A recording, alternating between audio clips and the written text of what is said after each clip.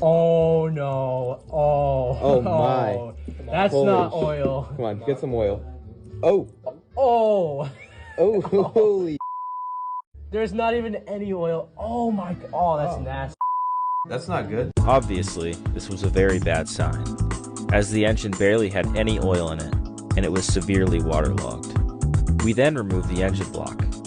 It was leaking the oily mess all over the floor, so we decided to bring it outside to take it apart.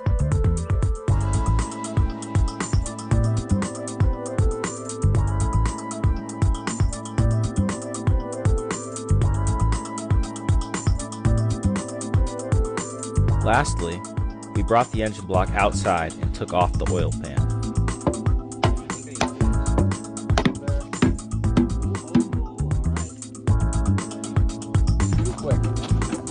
Oh, we got the little stuff. I'm gonna have to maneuver this. Like,